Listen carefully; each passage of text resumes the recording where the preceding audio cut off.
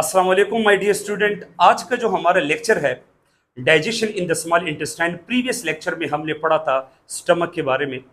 अच्छा, आज का जो लेक्चर है ना स्मॉल इंटेस्टाइन, तो आज के लेक्चर में हम स्मॉल इंटेस्टाइन का पहले पार्ट के अंदर कुछ इंपॉर्टेंट चीज़ों को अंडरस्टैंड करने की कोशिश करेंगे। मिसाल के तौर पे जो स्मॉल इंटेस्टाइन है इसके अंदर तीन इंपॉर्टेंट पार्ट्स है, ड्यूडेनम, जेजुनम, ईलियम। आज के लेक्चर में हमने स्मॉल इंटेस्टाइन के फर्स्ट पार्ट के अंदर इंपॉर्टेंट कॉन्सेप्ट्स समझने हैं। जैसे कि जब ड्यूडेनम के अंदर मैदे से फूड इंटर हो जाता है ना, तो आपका जो duodenum part of the small intestine है, इसमें जब खुराक हजम होता है ना, तो इसके लिए दो जूसेस दो डिफरेंट ऑर्गन से आते हैं। जो लेवर है ये duodenum part of the small intestine को देगा बाइल जूस, और जो पेनक्रियास है तो ये duodenum part of the small intestine को देगा पेनक्रियाटिक जूस। इसी बाइल जूस और पेनक्रियाटिक जूस की मदद से ड्यूडेनम के अंदर खुराक डाइजेस्ट होता है। हालांकि ड्यूडेनम के पास अपनी भी इंजाइम होते हैं, ड्यूडेनल इंजाइम या इंटेस्टाइनल इंजाइम, उसका भी एक रोल होगा खुराक को डाइजेस्ट करने में। लेकिन आज के लेक्चर में हमने ज़्यादातर फोकस करना होगा कि फिर बाइल जूस का रोल ड्यूडेनम के अंदर क्या है। फिर कल वाले लेक्चर में इंशाल्लाह हम फिर बाकी सारे के सारे कॉन्सेप्ट्स अंडरस्टैंड करने की कोशिश करेंगे। ठीक है, तो आज का लेक्चर है जी स्मॉल इंटेस्टाइन। याद रखिए माय डियर स्टूडेंट, आपका जो डाइजेस्टिव ट्रैक्ट है इसमें सबसे लॉन्गेस्ट पार्ट जिसकी लंबाई सबसे ज़्यादा है वो है small intestine. So small intestine is the longest part of the digestive tract. अच्छा, जो स्मॉल इंटेस्टाइन है इसकी लेंथ है 17 फीट। तो सर अगर इसकी लेंथ इतनी ज़्यादा है और ये longest part of the small intestine है, तो इसको फिर स्मॉल क्यों बोलते हैं? ये तो फिर लार्ज होना चाहिए। तो ये स्मॉल इंटेस्टाइन के साथ स्मॉल लफ्ज़ और लार्ज इंटेस्टाइन के साथ जो लार्ज वर्ड है, ये जो हम यूज़ करते हैं तो ये लेंथ को इंडिकेट नहीं करते हैं, ये डायमीटर को इंडिकेट करते हैं। यहाँ पर मैंने लिखा भी है कि स्मॉल इंटेस्टाइन की जो डायमीटर है ये लार्ज इंटेस्टाइन के मुकाबले में 3 से 4 गुना कम है। So diameter of the small intestine is approximately 3 to 4 time less than the diameter of the large intestine. तभी कम डायमीटर के बुनियाद पर स्मॉल इंटेस्टाइन को स्मॉल इंटेस्टाइन कहा जाता है। अंडरस्टैंड? अब जैसे कि मैंने बोला कि सबसे लॉन्गेस्ट पार्ट जो है वो स्मॉल इंटेस्टाइन है, तो स्मॉल इंटेस्टाइन में सबसे ज्यादा खुराक भी डाइजेस्ट होता है और सबसे ज्यादा डाइजेस्टेड खुराक स्मॉल इंटेस्टाइन में ही ब्लड के अंदर एब्जॉर्ब होता है। अब स्मॉल इंटेस्टाइन के अंदर तीन इंपॉर्टेंट पार्ट हैं, ड्यूडेनम, जेजुनम एंड इलियम। हम आगाज लेंगे first part of the small intestine, that is called duodenum. अगर इधर आप लोग देखें माय डियर स्टूडेंट, ये मैदा है, स्टमक है, स्टमक के बाद आप लोगों को एक सी शेप पार्ट नजर आएगा। ये जो सी शेप पार्ट है या बिल्कुल हॉर्स शू शेप पार्ट है, this C shape part of the small intestine is called duodenum. तो जब भी स्टमक से food duodenum part of the small intestine में इंटर होगा तो स्टमक और ड्यूडेनम के बीच में एक स्मूथ मसल स्फेंक्टर होता है जिसको हम नाम देते हैं पाइलोरिक स्फेंक्टर। क्या जी? पाइलोरिक स्फेंक्टर। इधर में लिखू जी पाइलोरिक स्फेंक्टर, पाइलोरिक स्फेंक्टर। इसके ओपन होने के बाद स्टमक से खुराक ड्यूडेनम के अंदर इंटर होगा। अब इधर आप लोग आ जाइए। फॉर एग्जाम्पल ये जो सी शेप पार्ट है ये लेट सपोज मैं कहूं कि ये ड्यूडेनम को इंडिकेट करता है, तो इसी ड्यूडेनम को हम 4 पार्ट्स में फर्दर डिवाइड करते हैं। ये जो सबसे टॉप वाला रीजन है, टॉप वाला region, this top region anterior part of the duodenum is called superior region या superior part, also called anterior part, सबसे बिल्कुल ऊपर है। फिर आप लोग देखें ये वाला जो पार्ट है जिसमें फूड आपके पास बिल्कुल नीचे आएगा, डाउनवर्ड आएगा, so this part is called descending part. फिर ये फूड बिल्कुल आपके पास ऐसे जाएगा horizontally, so this part is called horizontal part. और फिर ये फूड दोबारा से ऊपर की तरफ जाएगा, so this last part is basically called ascending part of the duodenum. अब सवाल ये है माय डियर स्टूडेंट कि मैदे से जो खुराक ड्यूडेनम या स्मॉल इंटेस्टाइन में एंटर होता है ना, तो ये बेसिक फूड नहीं है, ये एसिडिक फूड है। जो खुराक स्टमक से नीचे आएगा इस फूड को हम नाम देंगे एसिडिक चाइम। ये जो गोला है ना, ये एसिडिक चाइम को रिप्रेजेंट करता है। जब भी ये एसिडिक चाइम ड्यूडेनम में एंटर हो जाए तो याद रखिए ड्यूडेनम या जो स्मॉल इंटेस्टाइन है तो इसका माहौल बेसिक है, इसका एनवायरनमेंट अल्कलाइन है, लेकिन स्टमक का माहौल तो एसिडिक है ना। तो जब भी acidic chyme, acidic food stomach से duodenum part of the small intestine के अंदर एंटर होगा तो इसी एसिडिक चाइम की वजह से आपके डिडेनम के अंदर कुछ चीजें एक्टिवेट होगी और उनसे कुछ चीजें सिक्रीट हो जाएगी और उनका फंक्शन आज के लेक्चर में हमने डिटेल के साथ अंडरस्टैंड करना है। मिसाल के तौर पे माय डियर स्टूडेंट, इधर आप लोग आ जाइए। ये जो डिडेनम है, इसमें जब एसिडिक चाइम की एंट्री हो जाए तो इसी एसिडिक फूड की मौजूदगी की वजह से duodenum part of the small intestine में 3 किस्म की चीजें एक्टिवेट हो जाती है। Number 1, Brunner gland. Brunner gland ये एक इंपॉर्टेंट ग्लैंड है जो अल्कलाइन म्यूकस को सिक्रीट करता है। फंक्शन पे मैं फिर थोड़ा बाद में आऊंगा। फिर है एस सेल। एस इंडिकेट करता है सेक्रेटिन। तो एस सेल एक इंपॉर्टेंट हार्मोन को सिक्रेट करेगा, that is called secretin hormone, जिसका दूसरा नाम है फायरमैन। और यहां पर एक एमसीक्यूज आ सकता है कॉम्पिटिटिव एग्जाम में कि first discovered hormone is called dash. First discovered hormone in the animal, a human body, is called secretin hormone. और थर्ड, एसिडिक चाइम की मौजूदगी में डिडेनम में आई सेल भी एक्टिवेट होता है और आई सेल भी एक एंडोक्राइन सेल है क्योंकि ये भी एक हार्मोन सिक्रीट करता है। तो आई सेल से जो हार्मोन सिक्रीट होगा, this hormone is called cholecystokinin hormone. तो याद रखें, एक साइड पर म्यूकस है, दूसरी साइड पे क्या है, सेक्रेटिन हार्मोन है, और यहां पर क्या है जी, कोलिसिस्टोकाइनिन हार्मोन है।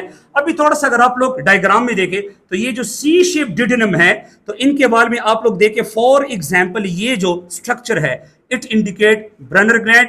ये जो आप लोगों को रेड सेल नजर आ रहे हैं, दे इंडिकेट एस सेल, और ये जो ब्लू सेल है, they indicate I cell. Understand जी? अब मेरी बात बड़े गौर से सुने। ये जो एस सेल है, इससे जब सेक्रेटिन हार्मोन आएगा तो सेक्रेटिन हार्मोन अभी जाएगा और ये 2 डिफरेंट ऑर्गन को सिग्नल देगा। सेक्रेटिन हार्मोन आएगा लेबर के पास भी और पेनक्रियास के पास भी।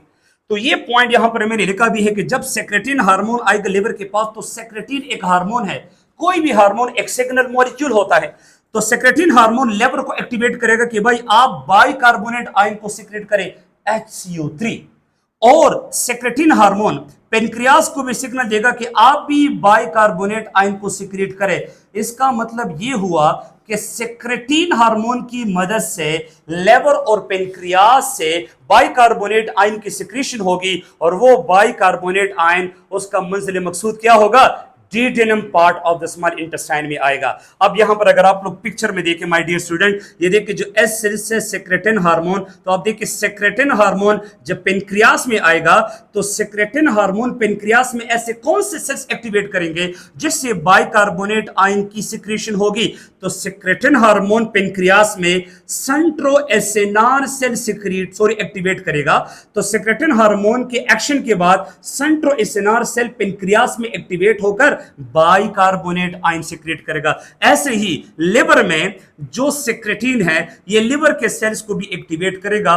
तो लिवर भी सेक्रेटिन हार्मोन के एक्शन के बाद बाइकार्बोनेट आयन सिक्रेट करेगा। तो यहां पर आप लोग देखें माय डियर स्टूडेंट, यही बाइकार्बोनेट आयन और ब्रनर ग्लैंड से जो अल्कलाइन म्यूकस सिक्रेट हुआ था, तो alkaline mucus plus these bicarbonate ion, ये दोनों मिलकर जो एसिडिक फूड स्टमक से डिडेनम के अंदर एंटर हुआ है, इसी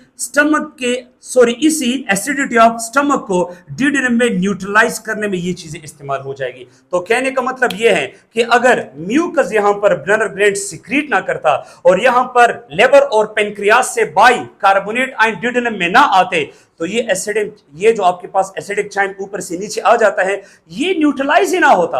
और अगर आप मैदे से आने वाले एसिडिक फूड को, एसिडिक चाइम को डिडेनम में न्यूट्रलाइज ना करें, तो इसी एसिडिक चाइम एसिडिटी की वजह से आपको इंटेस्टाइन का वॉल डैमेज हो जाएगा और डिडेनम के अंदर डिडेनल अल्सरकास हो जाएगा। तो याद रखें, यहां पर एक इंपॉर्टेंट फंक्शन जो मैंने आप लोगों को एक्सप्लेन किया, डाइजेशन, वो फिर बाद में आप लोगों ने अंडरस्टैंड करना है। पहले तो ये सीखा है कि जो एसिडिक खुराक स्टमक से नीचे डिडेनम के अंदर एंटर होगा, इसको आप लोगों ने कैसे इनएक्टिवेट करना है, इस एसिडिक फूड की एसिडिटी को कैसे आप लोगों ने न्यूट्रलाइज करना है। उम्मीद करता हूं कि ये वाला कॉन्सेप्ट आप लोगों ने अंडरस्टैंड किया होगा। ओके जी, अब मेरी बात बड़े गौर से सुनिए। रह गया जी आई सेल। अब ये जो आई सेल है, तो जब आई सेल से कोलिसिस्टोकाइनिन हार्मोन सिक्रीट होगा, ये हार्मोन भी सेक्रेटिन हार्मोन की तरह लिवर और पेनक्रियास को एक पैगाम देगा। क्या जी? जो कोलिसिस्टोकाइनिन हार्मोन है, ऊपर आप लोग देखें, ये जब लिवर में आएगा तो आप लोग देखें, ये लिवर में ये जो आप लोगों को सेक पाउच नजर आ रहा है, ये गॉल ब्लैडर है। और गॉल ब्लैडर के अंदर एक ज्यूस स्टोर्ड है जिसको हम बाइल ज्यूस कहते हैं, बाइल। तो कोलिसिस्टोकाइनिन हार्मोन का काम यह है कि ये लिवर को सिग्नल देगा कि भाई आपके पास जो खजाना है, खजाने के अंदर जो बाइल जूस पड़ा है इसको सिक्रेट करे ताकि ये बाइल नीचे डिडेनम में आकर अपना रोल प्ले करे। तो इसका मतलब यह है कि कोलिसिस्टोकाइनिन हार्मोन की मदद से लिवर बाइल जूस को सिक्रेट करेगा और ये बाइल सक्सेसफुली कौन से पार्ट में आएगा, स्मॉल इंटेस्टाइन डिडेनम पार्ट में आएगा। ऐसे ही यही हार्मोन जाएगा पेनक्रियास के पास। तो आप लोग देखिए आई सेल से जो कोलिसिस्टोकाइनिन हार्मोन सिक्रीट हुआ है तो ये आएगा और ये पेनक्रियास में एसएनआर सेल एक्टिवेट करेंगे या एसएनआर सेल एक्टिवेट करेंगे। तो ये जो एसएनआर सेल्स है इससे डाइजेस्टिव एंजाइम सिक्रीट होंगे। क्या, डाइजेस्टिव एंजाइम। तो याद रखिए यही डाइजेस्टिव एंजाइम जो है ये पेनक्रियाटिक जूस की शक्ल में duodenum part of the small intestine में इंटर कर लेगा। तो इसका मतलब यह है कि सेक्रेटिन हार्मोन की वजह से लिवर और पेनक्रियास ने डिडेनम को कौन सा आयन दिया, बाइकार्बोनेट। और इसी आयन का रोल यह है कि मैदे से आने वाले जो एसिडिक फूड है उसकी एसिडिटी को न्यूट्रलाइज करे। जबकि कोलिसिस्टोकाइनिन हार्मोन का रोल यह है कि ये लिवर और पेनक्रियास से दो किस्म के ज्यूसेस निकलवाए, लिवर से बाइल जूस और पेनक्रियास से pancreatic enzyme in the form of pancreatic juice. तो अभी जब ये बाइल जूस लिवर से और पेनक्रियास से पेनक्रियाटिक जूस नीचे duodenum part of the small intestine में पहुंचेगा तो अभी हम दोनों जूसेस के फंक्शन को सेपरेटली मतलब इसको हम सेपरेटली अंडरस्टैंड करने की कोशिश करेंगे। लेकिन आज की वीडियो लेक्चर में हमने बाइल जूस पे फोकस बहुत ज्यादा करना है। कल वाली वीडियो लेक्चर में इंशाल्लाह फिर हमने पढ़ा है ये सीखना है कि जब पेनक्रियाटिक जूस पे duodenum part of the small intestine में आएगा तो what is the role of the pancreatic juice in the duodenum. तो यहां पर आप लोग देखें माय डियर स्टूडेंट, मैंने सबसे पहले हेडिंग लिखा है कि what is the role of the bile juice in the duodenum. तो देखते हैं कि बाइल जूस का रोल ड्यूडेनम के अंदर क्या है। अब ये जो बाइल जूस है ये एक लिक्विड है और इसी बाइल जूस का जो कलर है तो वो येलो ग्रीनिश होता है, तभी हम नाम इसको देंगे कि बाइल जूस जो है ये येलो ग्रीनिश फ्लूइड है। याद रखिए जिस लिक्विड या जिस सोल्यूशन का कलर होगा उस सोल्यूशन में पिगमेंट जरूर होंगे। जैसे कि आपका ब्लड रेड क्यों है, क्योंकि इसमें हेमोग्लोबिन पिगमेंट है। जैसे कि आप लोगों के बाल जो है ये ब्लैक क्यों है, इसमें मेलानिन पिगमेंट है।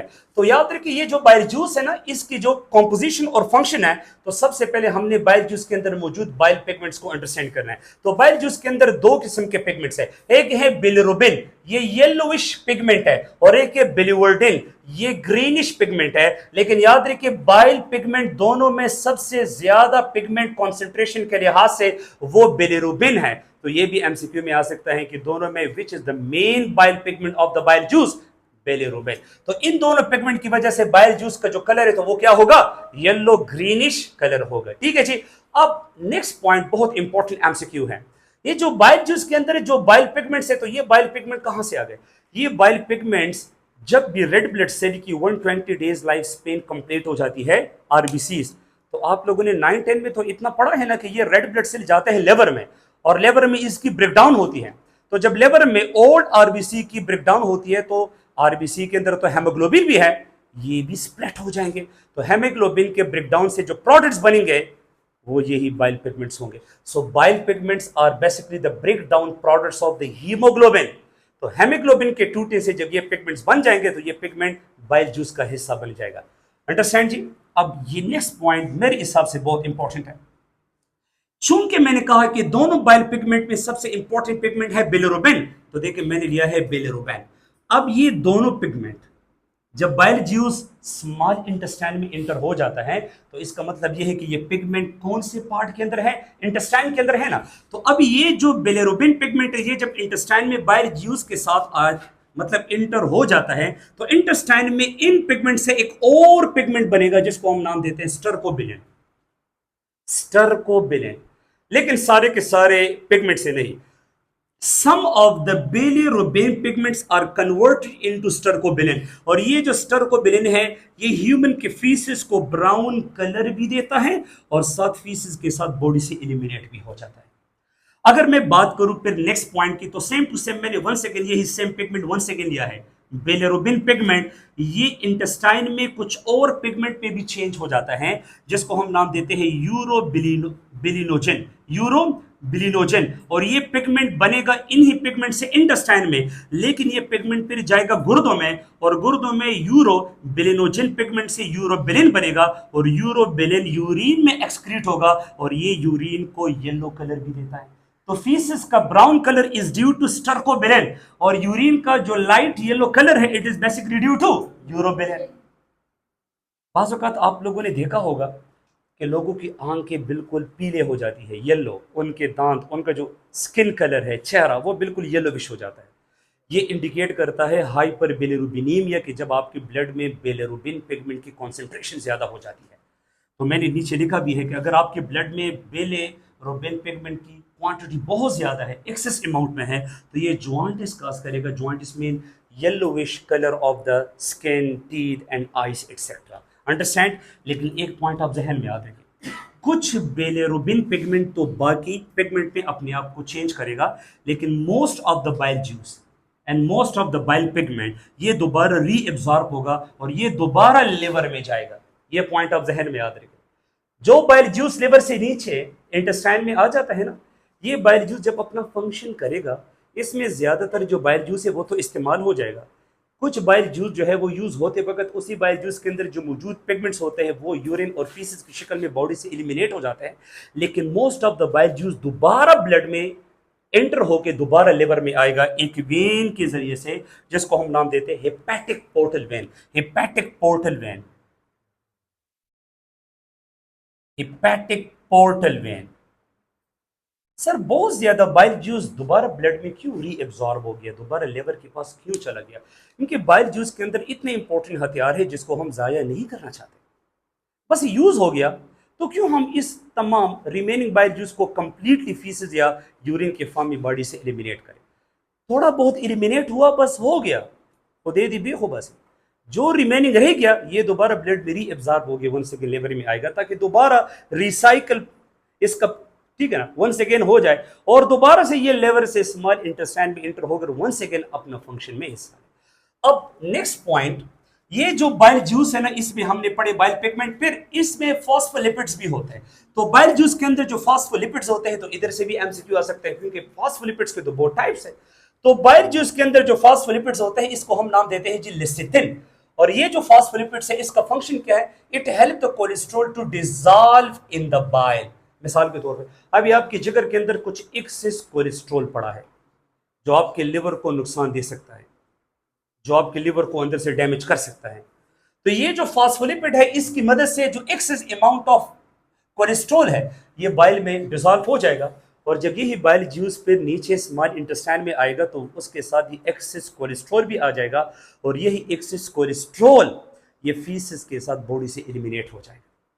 तो देखिए बाइल का एक रोल ये भी है कि ये आपके लिवर से एक्सेस कोलेस्ट्रॉल को नीचे स्मॉल इंटेस्टाइन में लाता है और फिर फीसिस के जरिए से बॉडी से एलिमिनेट करने की कोशिश करता है। ये पॉइंट बहुत इंपॉर्टेंट है। अब ये वाला बहुत इंपॉर्टेंट पॉइंट है, ये जो उस बोर्ड पर जो आप लोग ये जो पिक्चर देख रहे हैं ना, ये आप लोग देखिए, ये जो पिक्चर है my dear student, emulsification of fats. तो इसी इमल्सिफिकेशन ऑफ फैट्स में बाइल साल्ट्स इस्तेमाल होते हैं। तो यहाँ पर आप लोग देखते हैं कि मतलब इस बाइल साल्ट्स का बेसिकली फंक्शन क्या है और इसका रोल क्या है माय डियर स्टूडेंट। इधर अगर मैं देखूँ ये जो बाइल साल्ट्स है तो ये दो है, एक को हम नाम देते हैं जी ग्लाइकोकोलेट, ग्लाइकोकोलेट, और एक है टारोकोलेट। ये तो वो बाइल साल्ट्स है जिसकी वजह से फैट्स की इमल्सिफिकेशन होती है। अब ये इमल्सिफिकेशन ऑफ फैट से क्या मुराद है, इस चीज को थोड़ा सा प्लीज आप लोग अंडरस्टैंड करने की कोशिश करें कि इमल्सिफिकेशन ऑफ फैट से क्या मुराद है। अब इमल्सिफिकेशन ऑफ फैट्स, अब आते हैं जी इमल्सिफिकेशन ऑफ फैट्स। बेटा याद रखिए जो फैट्स की इमल्सिफिकेशन होती है स्मॉल इंटेस्टाइन में, तो ये बाइल जूस के अंदर मौजूद इन्हीं बाइल साल्ट्स की मदद से होती है। इमल्सिफिकेशन है क्या चीज़? कुछ लोगों को एक मिसअंडरस्टैंडिंग होती है कि इमल्सिफिकेशन में फैट्स मॉलिक्यूल केमिकली डाइजेस्ट होते हैं। नो, यहाँ पे मैंने लिखा है जी मैकेनिकल डाइजेशन। इसका मतलब ये है कि ये जो फैट्स होते हैं ये जब आपके स्मॉल इंटेस्टाइन में इंटर हो जाते हैं। सो माय डियर स्टूडेंट, आप सब मुझे आंसर दें, फैट्स पोलर है या non polar? Non polar. Fats hydrophilic है या हाइड्रोफोबिक है? यस। तो चूंकि फैट्स हाइड्रोफोबिक है, वाटर इनसॉल्युबल है, नॉन पोलर है, तो स्मॉल इंटेस्टाइन के अंदर जो चर्बी इंटर हो जाती है तो ये पानी से फियर फील करती है, डर फील करती है। तो ये पानी से भागती हुई ये सारे फैट्स के जो ड्रॉपलेट्स होते हैं, ये सारे के सारे चर्बी ये आपस में चिपट जाती है, बिल्कुल मैग्नेट की तरह, मकनातीस की तरह। तो बिल्कुल फैट्स का एक बहुत बड़ा गुच्छा हमारे साथ बन जाता है। ये आप लोग देखते हैं, ये एक फैट्स ग्लोब्यूल है जिसमें बहुत ज्यादा फैट्स मैग्नेट की तरह एक दूसरे के साथ स्टिक हुए हैं, ठीक है।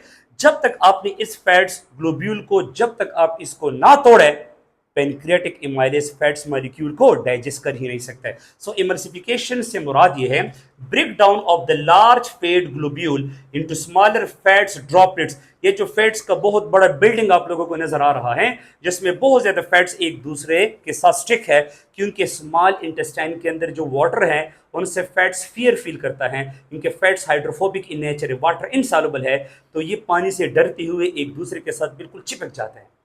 तो बहुत ज्यादा फैट्स के मॉलिक्यूल जब आपस में स्टिक हो गए तो इनसे एक फैट्स क्लस्टर बनेगा। This large fats cluster is called fat globule. अब देखते हैं कि इमल्सिफिकेशन में हमने इसको कैसे छोटे छोटे पीसेस में कन्वर्ट करना होगा। इसी डायग्राम को बड़े गौर से देखिए माय डियर स्टूडेंट, ये वही फैट ग्लोब्यूल है। ये एक फैट मॉलिक्यूल नहीं है, इसमें बहुत ज्यादा फैट्स मॉलिक्यूल एक दूसरे के साथ स्टिक है, क्योंकि फैट नॉन पोलर है, ये वाटर इनसॉल्युबल है, तो तभी ये पानी से डरते हुए एक दूसरे के साथ स्टिक हो जाते हैं। अब याद रखिए, जब ड्यूटेरियम पार्ट के अंदर जो फैट्स इंटर हो जाते हैं ना, तो ये फैट्स एक्चुअली इंडिविजुअल फॉर्म में तो इंटर नहीं होते हैं, क्लस्टर की शक्ल में इंटर होते हैं, जिसमें बहुत ज्यादा फैट्स स्टिक हुए होते हैं। अब ये वो एंजाइम है जो इसी फैट्स को तोड़ेगा, केमिकली डाइजेस्ट करेगा। इस एंजाइम का नाम है पेनक्रियाटिक लाइपेज एंजाइम, जो पेनक्रियाटिक ज्यूस की शक्ल में आएगा, पेनक्रियास से आएगा। यहां पर मैंने अनहैप्पी क्यों लिखा है, ये एंजाइम इसलिए अनहैप्पी है क्योंकि pancreatic lipase enzyme fat globule को डाइजेस्ट नहीं करता। अगर मैं आप लोगों को फूड का एक इतना बड़ा टुकड़ा दूं, मैं कहूं कि शाबाश इसको आप एट ए टाइम बिल्कुल वो करें, खाए, ग्राइंड करें, चबाए, आप कहेंगे सर इम्पॉसिबल है। तो लिहाजा इनकी अगर आप मुंह देखें ना, तो ये अपनी मुंह को देखते हुए बहुत ज्यादा खफा हो जाते हैं कि सर ये बड़ा जो फैट ग्लोब्यूल है इनको मैं डाइजेस्ट नहीं कर सकता।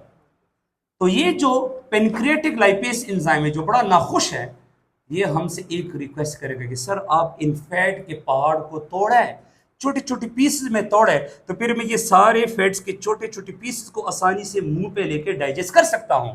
तो यहां पर जी बाइल साल्ट्स आ जाएंगे। ये आप लोग देखिए, ये सारे के सारे बाइल साल्ट्स हैं। जब बाइल साल्ट्स आ जाएंगे तो याद रखिए my dear student, bile salt amphipathic molecule है, और एम्फीपैथिक से मुराद ये है कि इस बाइल साल्ट्स के अंदर दो पोर्शन हैं। जो बाहर वाला पोर्शन है तो ये हाइड्रोफिलिक है, और जो अंदर वाला पोर्शन है तो ये हाइड्रोफोबिक है। तो जिस मॉलिक्यूल के अंदर हाइड्रोफिलिक और हाइड्रोफोबिक पार्ट दोनों होगा, इसको एम्फीपैथिक मॉलिक्यूल का नाम हम देंगे।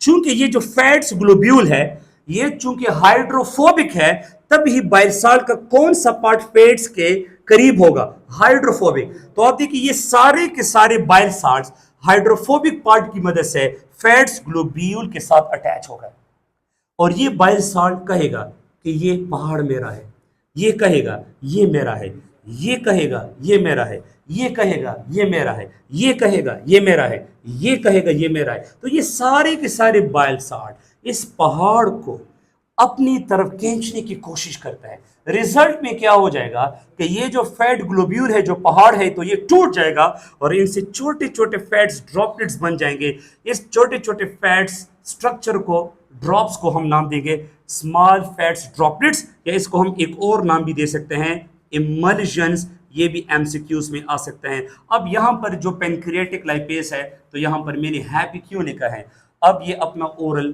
कैविटी खोलेगा और आसानी से फैट्स के छोटे ड्रॉपलेट्स को आसानी से तोड़ेगा। तो आप लोग देखें, इस कंप्लीट प्रोसेस को हम नाम देते हैं इमल्सिफिकेशन। अंडरस्टैंड? लास्ट पॉइंट बचे, ये जो चर्बी आप लोगों के स्मॉल इंटेस्टाइन में एंटर हो जाती है ना, तो ये चर्बी क्यों एक दूसरे के साथ मैग्नेट की तरह स्टिक हो जाती है, क्योंकि फैट्स हाइड्रोफोबिक है, पानी से ये डरती है। आप लोग देखें ना, जब ऊपर आसमान में गुड़स गुड़स हो जाते हैं ना, तो ये बच्चा डर के बिल्कुल माँ को हक करता है टाइटली। ऐसे ये फैट्स भी एक दूसरे को बिल्कुल हक कर जाते हैं ना, तो as a result fat globule बढ़ेगा। तो फिर बाइल साल्ट इस पे कोशिश करेगा, इसको तोड़ेगा, और बाइल साल्ट की मदद से जब फैट ग्लोब्यूल छोटे छोटे फैट्स के ड्रॉपलेट्स में कन्वर्ट हो जाए, इसको फिर हैप्पीएस्ट पेनक्रियाटिक लाइपेज एंजाइम डाइजेस्ट करेगा। Thank you so much.